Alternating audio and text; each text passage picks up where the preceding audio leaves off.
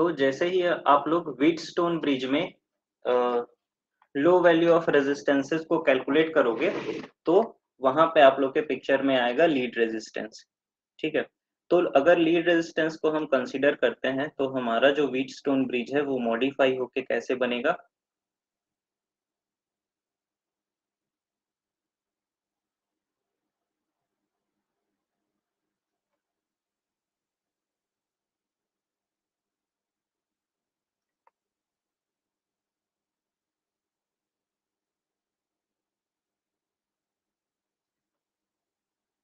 और यहाँ पे हम इक्विवेलेंट ले लेते हैं लीड रेजिस्टेंस को। ठीक है, ये जो रेड है वो है आप लोग का लीड रेजिस्टेंस।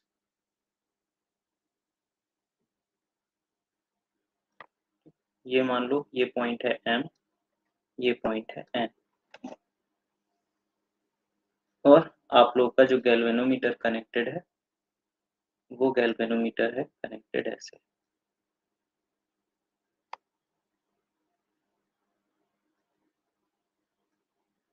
गैल्वेनोमीटर का एक पोजीशन में भी ऐसा भी हो सकता है, दूसरा पोजीशन में भी ऐसा भी हो सकता है। ठीक है, और तीसरा पोजीशन इन बिटवीन हो सकता है। ठीक है, और मान लो लीड रेजिस्टेंस की जो वैल्यू है वो है R। ठीक है, वो है R।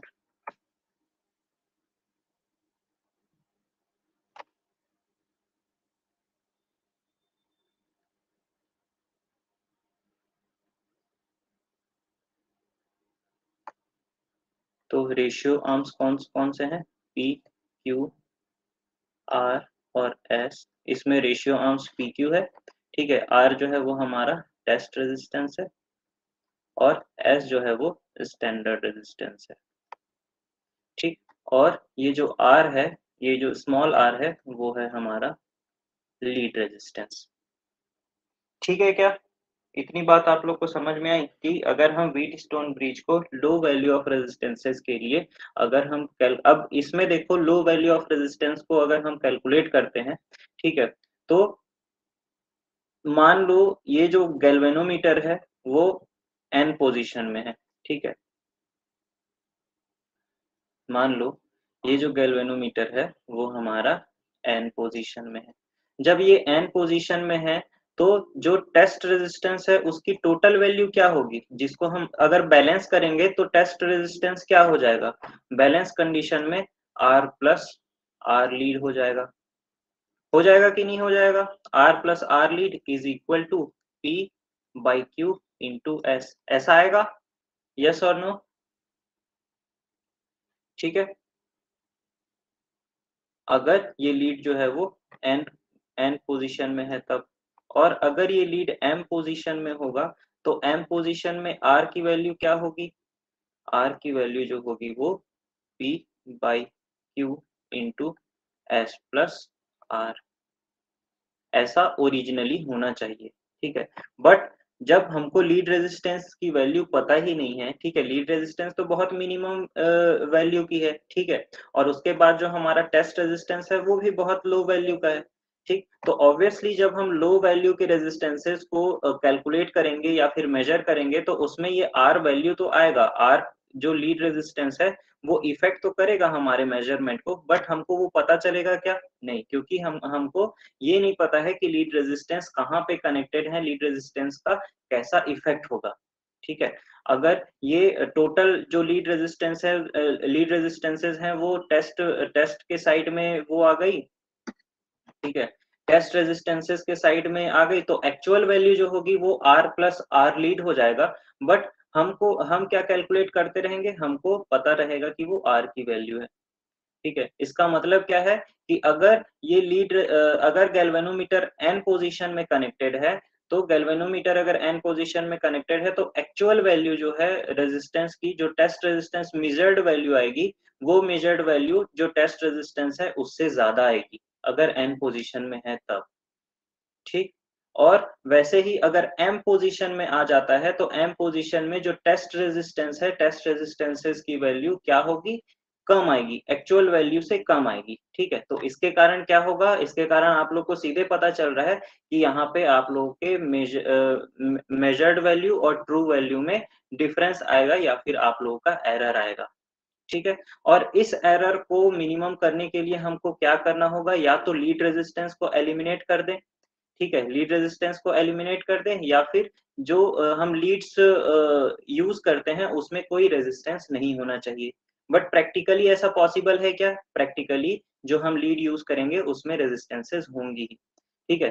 तो जब लीड रेजिस्टेंस को एलिमिनेट करने की बारी आती है तो लीड रेजिस्टेंस को हम कैसे एलिमिनेट कर सकते हैं? एक हम ऑप्टिमल पोजीशन सर्च करते हैं गैल्वेनोमीटर के लिए, एक ऑप्टिमम पोजीशन, ठीक है, जहां पे इसकी वैल्यू मान लो ये R1 रेजिस्टेंस हो जाता है, ठीक है, और यहाँ से यहाँ तक की वैल्यू जो है वो मान लो R2 रेजिस्टेंस हो जाता है, ठीक है।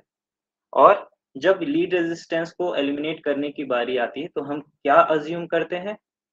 P by Q is equal to R1 by R2, ठीक है। और यहाँ पे R1 plus R2 is equal to R1 plus R2 is equal to lead resistance, total lead resistance R है, ये हम लोग को पता है। तो ये फर्स्ट इक्वेशन, ये सेकेंड इक्वेशन। फाइन, क्या यहाँ तक आप लोग को समझ में आया भाई? बताओ।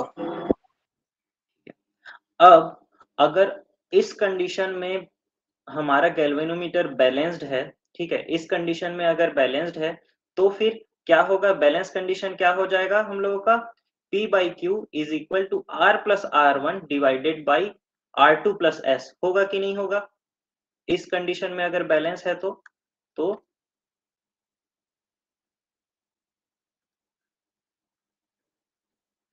फॉर बैलेंस ब्रिज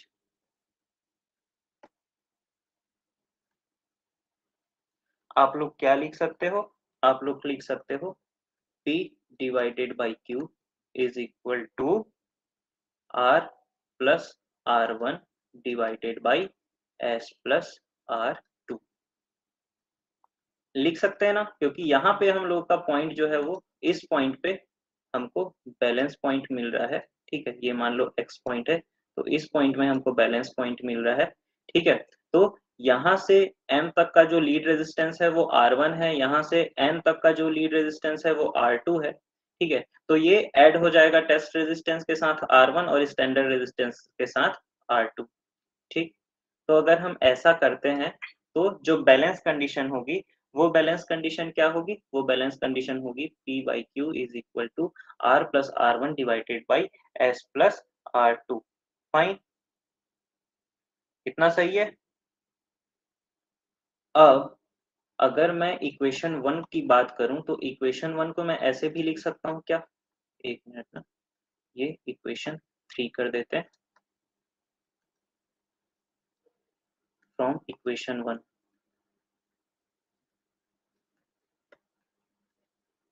इक्वेशन 1 क्या है भाई? P by Q is equal to R1 by R2, ठीक है। अब अगर मैं इसको ऐसे लिख सकता हूँ क्या? P divided by P plus Q is equal to R1 divided by R1 plus R2, लिख सकते हैं ऐसा? बताइए आप लोग।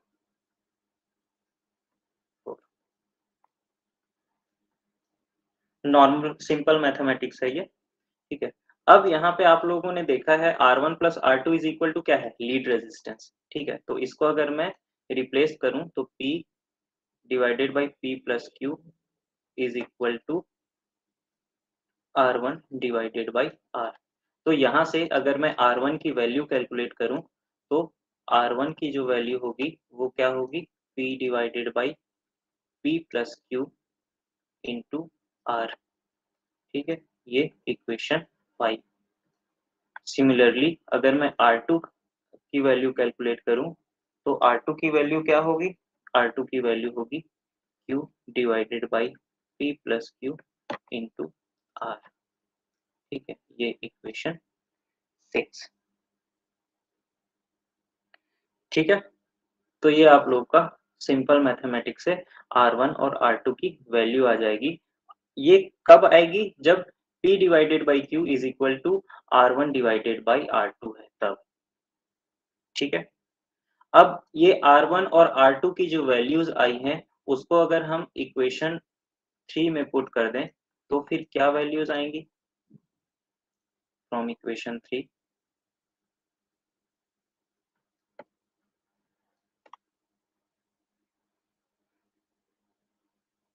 फ्रॉम इक्वेशन 3 क्या होगा? R plus R1 is equal to P divided by Q into S plus R2।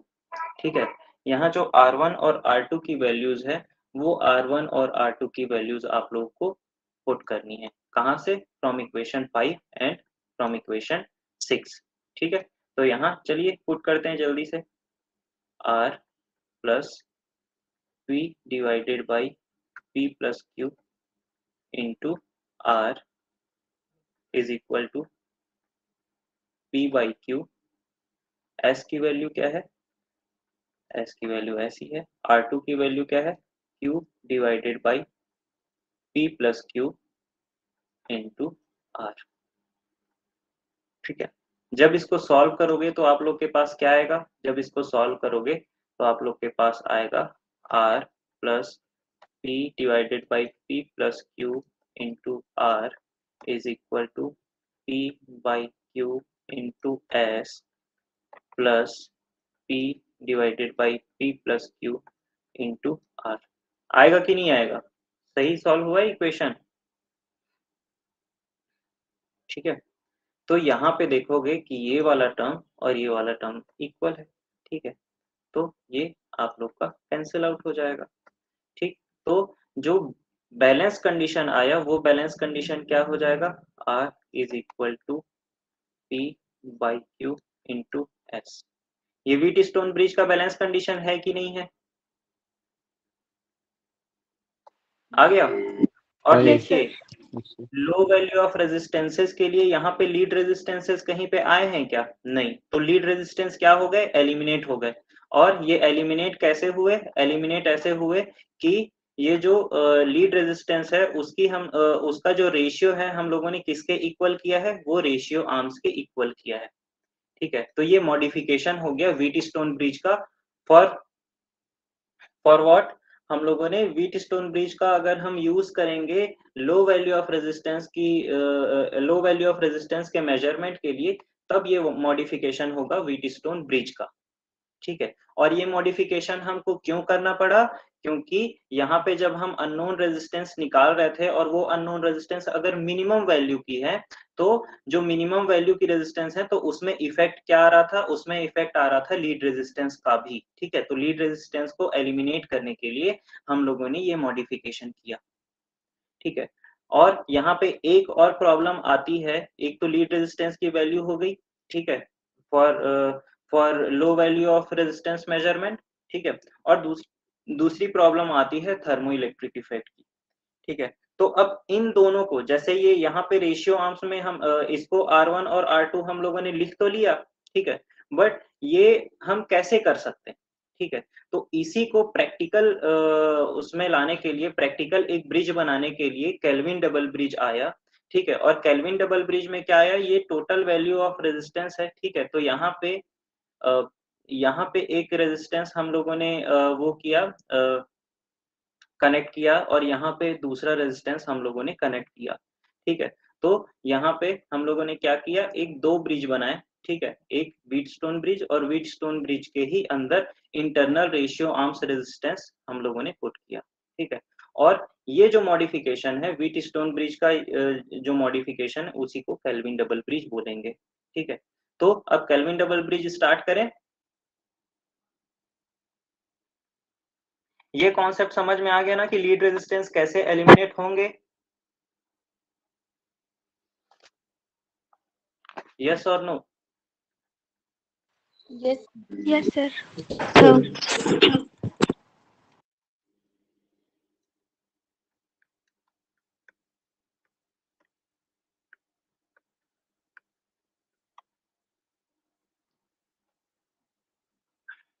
ठीक, इसी को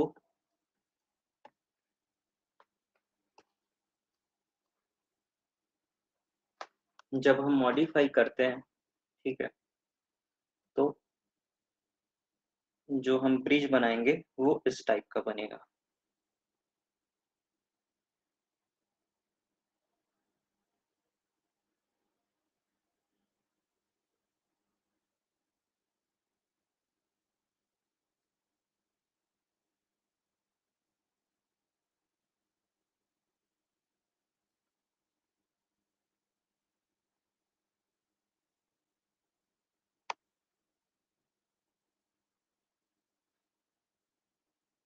ये था आप लोग का लीड रेजिस्टेंस, ये था आप लोग का गैल्वेनोमीटर। लीड रेजिस्टेंस की वैल्यू थी आर, ठीक। और यहाँ पे अब हम कनेक्ट करेंगे एक और रेजिस्टेंस, इसको बोल देते हैं, और ये बोल देते हैं एक और।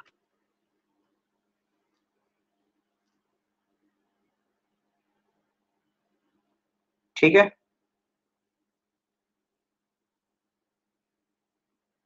तो कौन कौन सा रेजिस्टेंस है भाई? ये है P, ये है Q, ये है आप लोग का R जो टेस्ट रेजिस्टेंस है, और ये है S जो आप लोग का स्टैंडर्ड रेजिस्टेंस है। ठीक है, ये है आप लोग का लीड रेजिस्टेंस, ये इसको आप लोग लोगे स्मॉल p और इसको आप लोग लोगे स्मॉल q। ठीक है, ये स्मॉल q है। फाइन।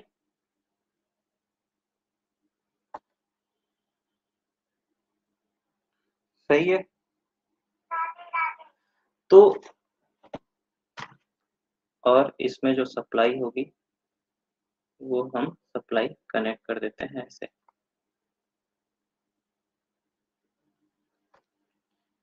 ठीक है, सप्लाई होगी, उस सप्लाई को हम कनेक्ट कर देते हैं ऐसे। तो देखते हैं कि ऊपर जो कंडीशन थी, ठीक है, R1 divided by R2 is equal to P by Q, ठीक है, ये कंडीशन, इसको सेटिस्फाई करने के लिए हम लोगों ने एक बैलेंस कंडीशन ढूंढी R1 डिवाइडेड बाई R2 की। बट लीड रेजिस्टेंस में R1 और R2 की वैल्यू कैसे पता चले?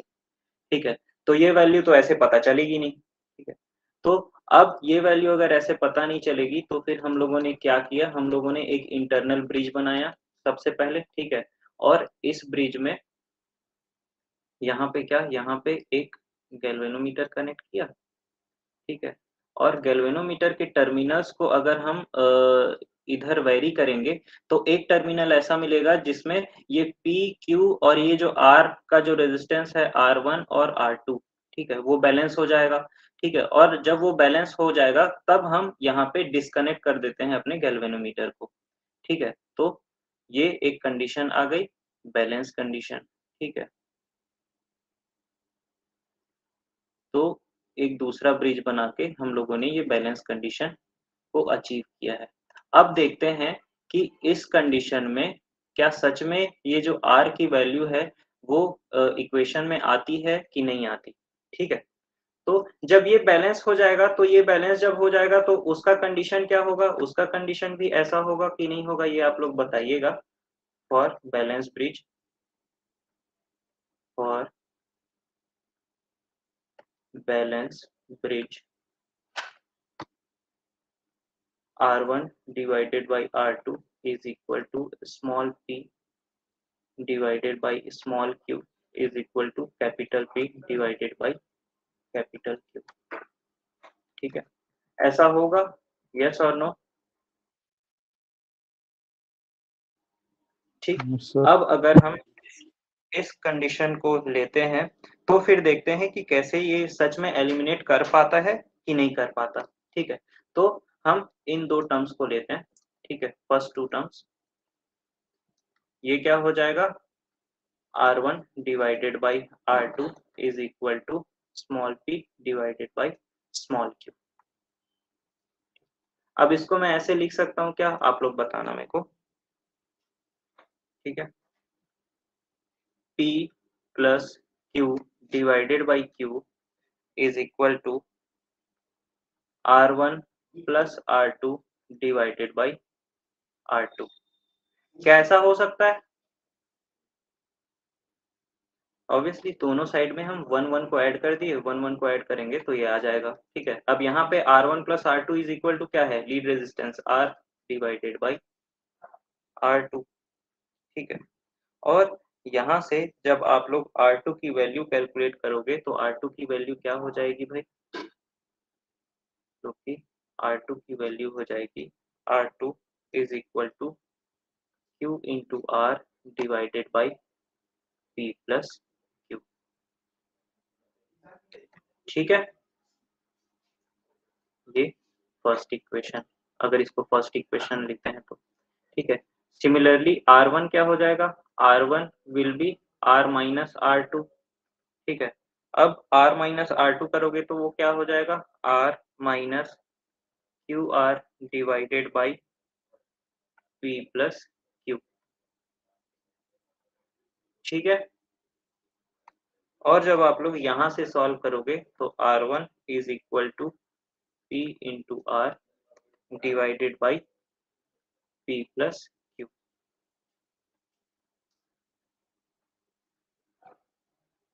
सही है, बताइए ये इक्वेशन आपको मिलेगा कि नहीं मिलेगा? अब यहाँ से ये जो R1 और R2 की वैल्यू है, ये R1 और R2 की वैल्यू अगर आप लोग यहाँ पे पुट करोगे आप लोग के ये वाले इक्वेशन में, जो सबसे पहले बैलेंस कंडीशन ये वाले इक्वेशन में, ठीक है, तो फिर देखते हैं R का इफेक्ट आता है कि नहीं आता।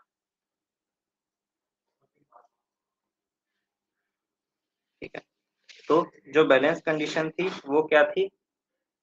R plus R1 is equal to P by Q S plus R2। यहाँ से R1 और R2 की वैल्यू आप लोग पुट कर दीजिए, तो R plus PR divided by P plus Q is equal to P by Q into S plus P by Q into R2 की वैल्यू क्या हो जाएगी? Q into R divided by P plus Q। ठीक है, और जब आप लोग इसको सॉल्व करोगे तो इसको सॉल्व जैसे ही करोगे आप लोग तो फिर आप लोग के पास क्या आएगा?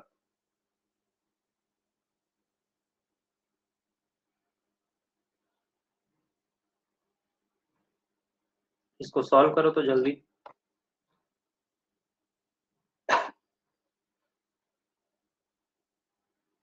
यहाँ पे देखो P by Q is equal to small p by small q है, तो यहाँ पे P बाई Q को इस स्मॉल p इंटू Q से रिप्लेस कर दो। ठीक है, तो फिर आप लोग के पास क्या आएगा?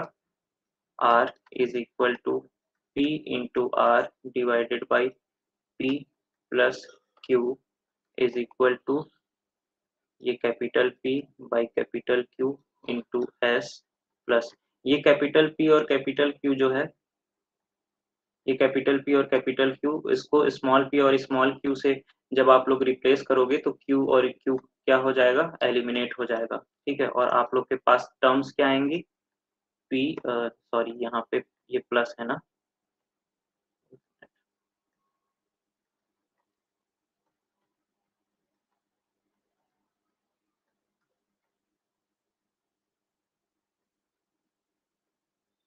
Small p into R divided by small p plus Q। तो देखिए ये टर्म और ये टर्म एलिमिनेट हो जाते हैं।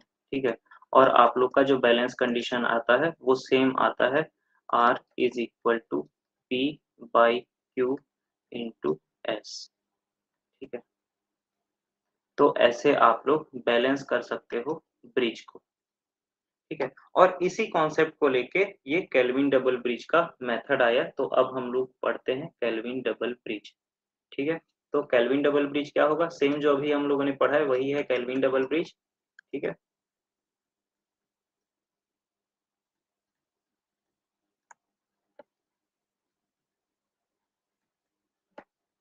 Kelvin double bridge. तो केल्विन डबल ब्रिज किसके लिए यूज होता है? Used for low value of resistance measurement.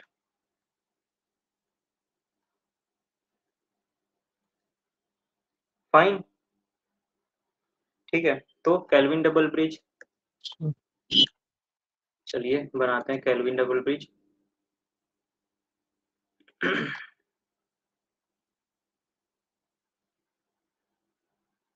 ये आप लोग का एक रेशियो आर्म हो गया P, ठीक है। ये आप लोग का Q, ठीक है। उसके बाद फिर आप लोगों ने क्या कनेक्ट किया? गैल्वेनोमीटर, यहाँ पे गैल्वेनोमीटर। उसके बाद फिर हम लोगों के पास क्या आया? हम लोगों के पास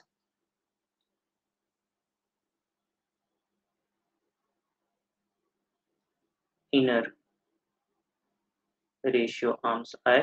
ये आ गए स्मॉल p और ये आ गए स्मॉल q, ठीक है।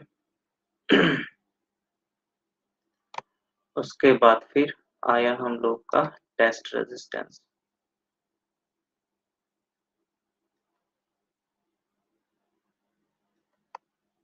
और ये स्टैंडर्ड रेजिस्टेंस।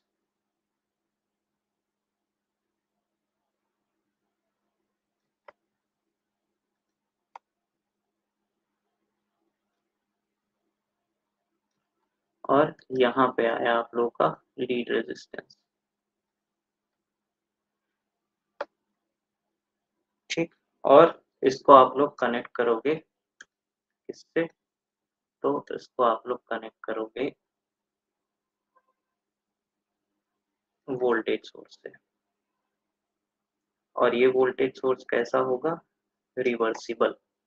तो रिवर्सिबल जब कनेक्ट करेंगे तो एक रिवर्सिबल स्विच के थ्रू हम लोग कनेक्ट करने वाले हैं अपने वोल्टेज सोर्स को, ठीक है। अब ये रिवर्सिबल क्यों होगा ये भी मैं अभी बताऊंगा, आप लोग थोड़ा सा आराम से सुनना, ठीक है। यहाँ पे ये कनेक्ट हो गया और यहाँ से इसको ऐसे कर देते हैं।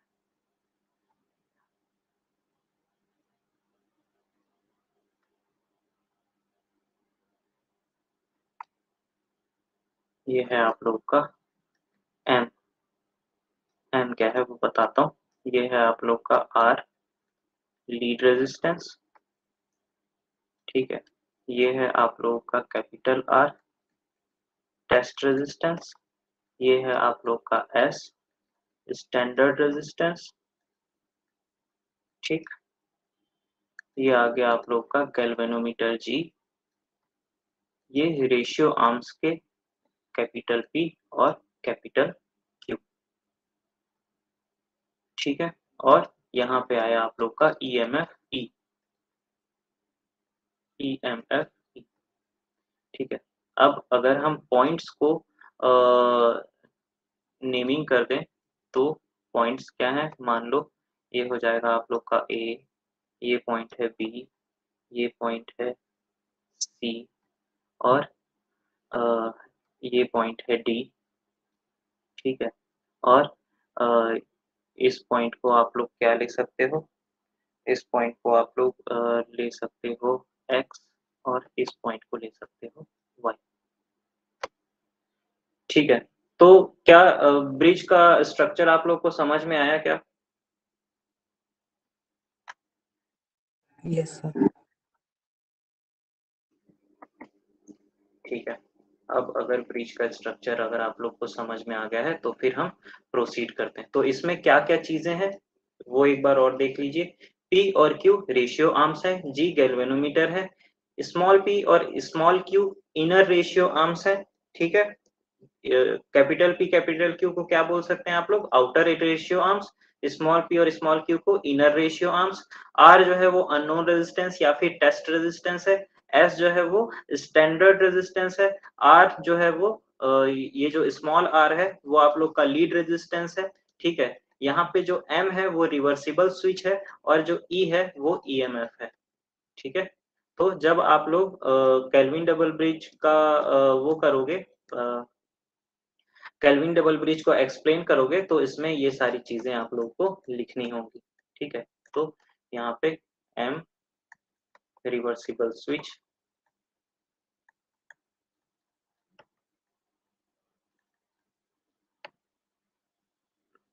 रिवर्सिबल स्विच, ठीक है, capital Q, capital P and capital Q, outer ratio arms, small p और small q,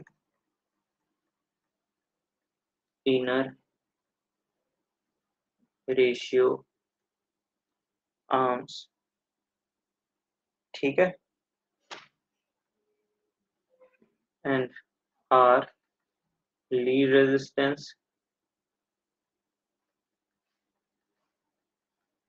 lead resistance and M PQ PQ and R। ठीक है, लीड रेजिस्टेंस हो गया, और E जो है वो EMF है, E is equal to EMF।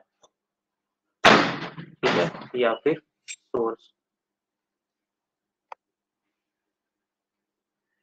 ठीक, क्या इतनी चीज आप लोग को समझ में आई? यस और no? Yes sir. Yes sir.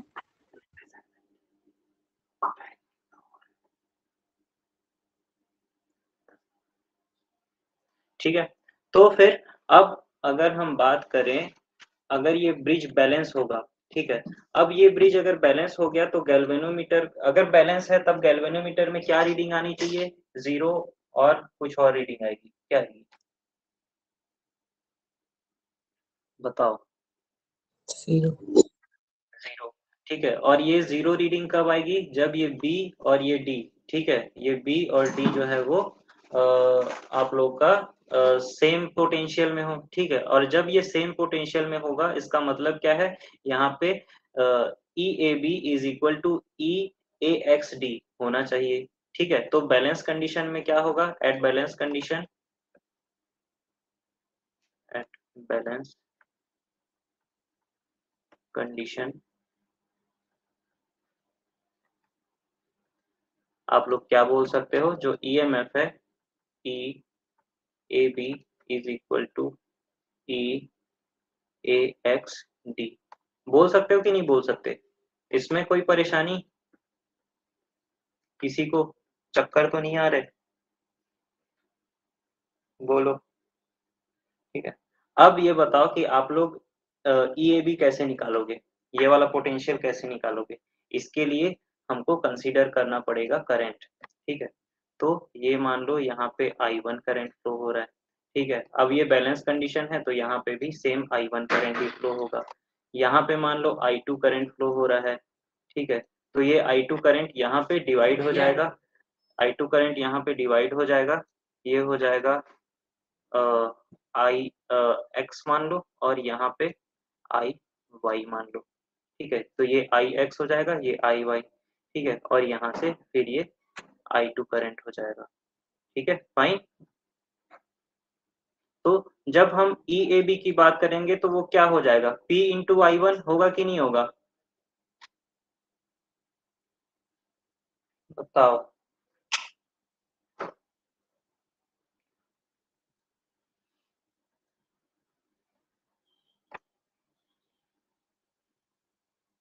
अबे कुछ तो बोलो गूंगो।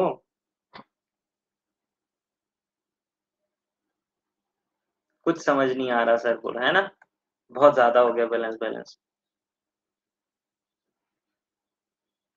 ठीक है, चलिए, तो अब कैलकुलेट करते हैं EAB। तो EAB क्या हो जाएगा?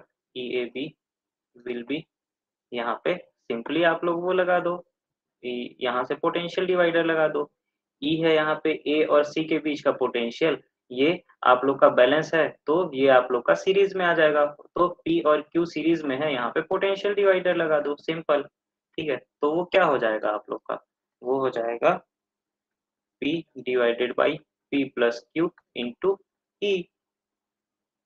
होगा कि नहीं होगा?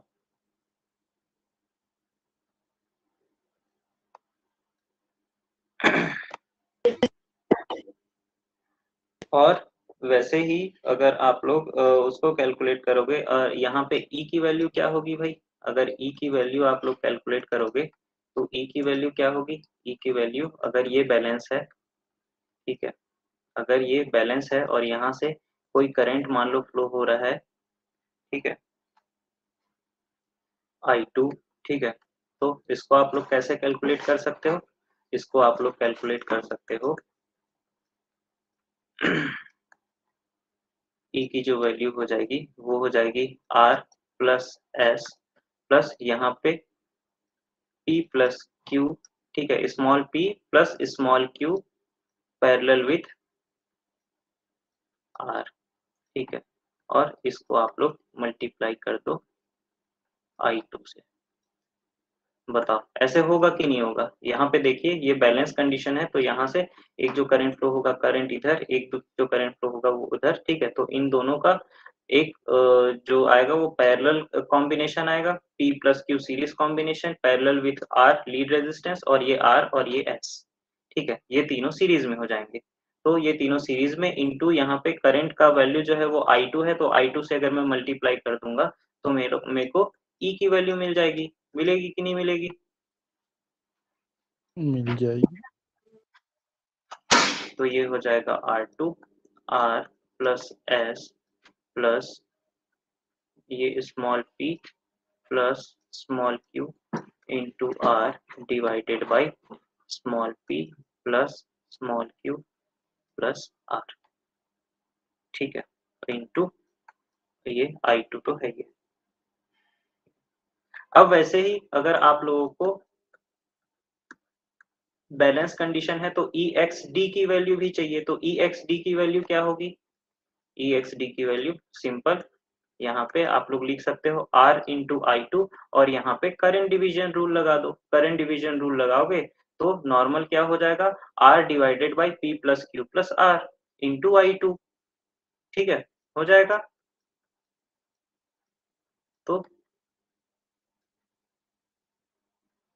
EAXD इज इक्वल टू क्या हो जाएगा? I2 into R plus I2 into R divided by small p plus small q plus small r, ठीक है, यस और नो? Yes sir. Yes, तो sir. यहाँ पे I2 कॉमन ले लो, R प्लस ये क्या हो जाएगा? R divided by P plus Q plus R, ठीक है। अब बैलेंस कंडीशन में क्या है? बैलेंस कंडीशन में हम लोगों का EAC is equal to EAX, sorry ये AB है ना, EAB is equal to EXD, ठीक है, बैलेंस कंडीशन में ये EAB is equal to EXD, तो इस दोनों का पोटेंशियल अगर बराबर है तो ऑब्वियसली ये बैलेंस कंडीशन में हो जाएगा, ठीक है। तो यहाँ से आप लोग EAB की वैल्यू ले लो, यहाँ पे E की वैल्यू आप लोग को ऑलरेडी पता चल गई है, ठीक है। तो अगर आप लोग बैलेंस कंडीशन निकालोगे तो क्या आएगा? दोनों को इक्वेट कर दो, ठीक है। तो जब आप लोग दोनों को इक्वेट करोगे तो ये आएगा P divided by P plus Q into R की E की value R plus S plus small p plus small q into R divided by small p plus small q plus R into I2 is equal to R plus small p into small r divided by small p plus small q plus r into I2, ठीक है। अब इसको equate करके अगर आप लोग solve करोगे तो ये I2 तो पहले कैंसिल होगा, ठीक है। और जब इसको आप लोग सॉल्व करोगे तो आपके पास एक इक्वेशन आएगा R is equal to P by Q into S plus small q into R divided by P plus Q plus R, ठीक है। यहाँ पे P by Q minus small p by small q। और हम balance condition में क्या लिए हैं, P by Q is equal to P by Q लिए है ना, capital P by Q is equal to small p by Q। तो ये वैल्यू क्या हो जाएगी, ये वैल्यू एट बैलेंस कंडीशन 0 हो जाएगी। तो फिर हमारा बैलेंस इक्वेशन क्या आया, बैलेंस इक्वेशन आया R divided by P by Q into S, ठीक है। तो ये सेम बैलेंस कंडीशन आ जाता है आप लोगों का केल्विन डबल ब्रिज में भी, ठीक है। तो क्या ये चीज आप लोग को समझ में आई, लिख लोगे बैलेंस कंडीशन अगर आता है केल्विन डबल ब्रिज का, तो केल्विन डबल ब्रिज को एक्सप्लेन करने के लिए अगर आएगा तो फिर आप लोग को क्या लिखना होगा, सबसे पहले आप लोग ये सर्किट बनाओगे, उसके बाद बताओगे कि केल्विन डबल ब्रिज क्यों यूज होता है, तो वो क्यों यूज होगा, लो वैल्यू ऑफ रेजिस्टेंस के मेजरमेंट के लिए, फाइन। उसके बाद फिर क्या होगा, उसके बाद फिर आप लोग इस ब्रिज को एक्सप्लेन करोगे, इस ब्रिज को जब एक्सप्लेन करोगे तो फिर क्या बताओगे, पी क्यू क्या है और स्मॉल पी स्मॉल क्यू क्या है, फिर आर क्या है, एस क्या है, उसके बाद फिर ये लीड रेजिस्टेंस है, उसके बाद फिर ये जो ईएमएफ है, और ये जो एम है वो क्या होगा, रिवर्सिबल स्विच होगा, ठीक।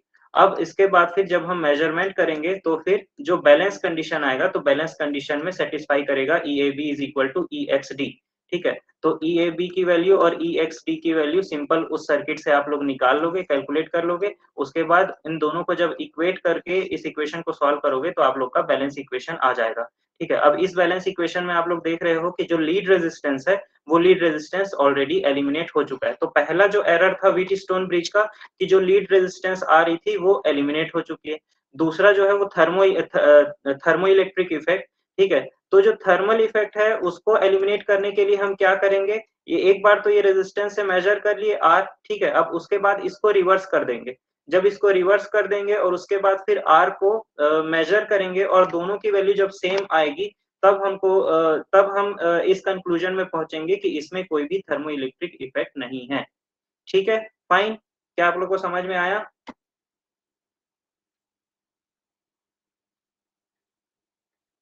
यस और no? Yes sir. Yes sir. हवा नहीं, ठीक है। चलो, तो केल्विन डबल ब्रिज हो गया है कंप्लीट, फाइन। अब इसके बाद जो हम लोग पढ़ने वाले हैं वो हाई वैल्यू ऑफ रेजिस्टेंस के मेजरमेंट की टेक्निक, दो टेक्निक है आप लोग के सिलेबस में, मैगर और लॉस ऑफ चार्ज मेथड। तो वो हम पढ़ेंगे नेक्स्ट क्लास में। अभी के लिए इतना ही था। Thank you so much.